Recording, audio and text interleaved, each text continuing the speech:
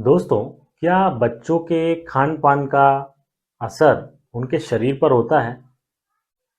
Modern science इस बात को नहीं मानता।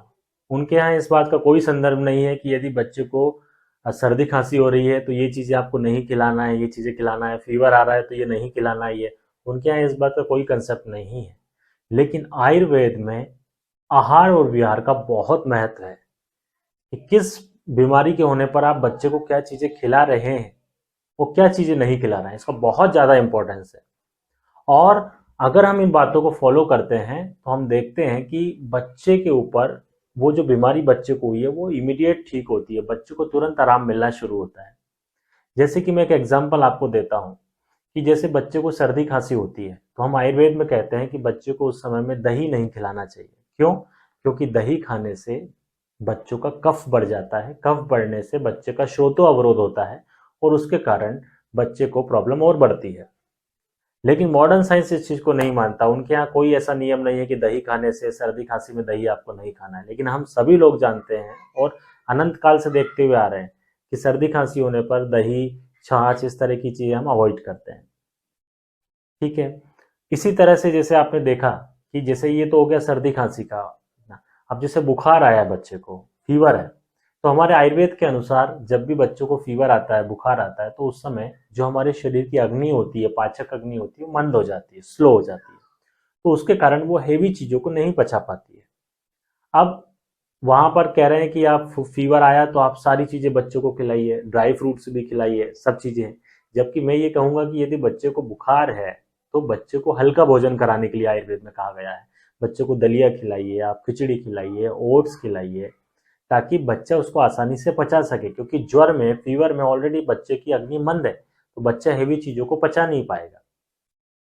तो ये जो सिद्धांत है जो आयुर्वेद में बताए गए हैं, ये बहुत काम के सिद्धांत हैं और यदि इनको आप बच्चों को फॉलो करवाते हैं तो इससे प्रॉब्लम ठीक होने में समय कम लग जाता है।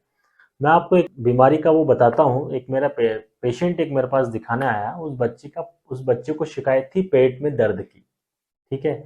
और वो बच्चा उस शिकायत से 1 साल से परेशान है। 1 साल से उसको पेट दर्द हो रहा है। शिकायत थी, उन्होंने भोपाल से लेकर दिल्ली तक कई अस्पतालों में इलाज कराया और 1-2 महीने से कंटिन्यू इलाज कराया, बच्चे को पेट में दर्द ठीक नहीं हुआ। तो आप सोचिए कितना छोटी सी बात है पेट में दर्द की।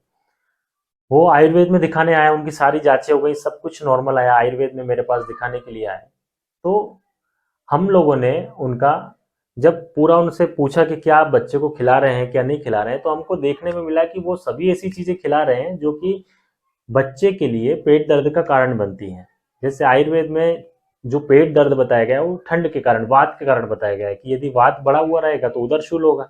अब आप बच्चे को वहीं पर सारी चीजें, ठंडी ठंडी चीजें खिला रहे हैं, आप बच्चे को रोज चावल खिला रहे हैं, तो इस तरह की चीजें खाने से डेफिनेटली है कि पेट का दर्द बढ़ जाएगा। सिकाई करने के लिए मना कर दिया गया है उनको कि बच्चे के पेट की सिकाई नहीं करना है आपको, सिकाई करने से दर्द बढ़ेगा। जबकि ऐसा नहीं, आयुर्वेद कहता है कि यदि आप तेल की मालिश करके सिकाई करेंगे तो वात कम होगा, तो पेट का दर्द ठीक होगा। तो कहीं ना कहीं कुछ सिद्धांत हैं जो एक दूसरे के अपोजिट हैं, लेकिन आयुर्वेद में जो सिद्धांत बताए गए हैं वो काफी समय से चले हुए आ रहे हैं और हम सभी क्या, हमारी जो पहले के हमारे बुजुर्ग लोग हैं वो भी उनको फॉलो करते हैं और ठीक होते थे, और आज भी ये चीज देखने को मिल रही है। तो मेरा कहने का मतलब सिर्फ इतना सा है कि जो फ्रूट्स या जो फल सब्जियां या जो खाना पीना जिस बीमारी में बताया गया है कि आपको नहीं खिलाना चाहिए, यदि आप नहीं खिलाते हैं तो आप खुद प्रैक्टिकल करके देखेंगे कि बच्चे की बीमारी ठीक होने में समय बहुत कम लगेगा। जय आयुर्वेद।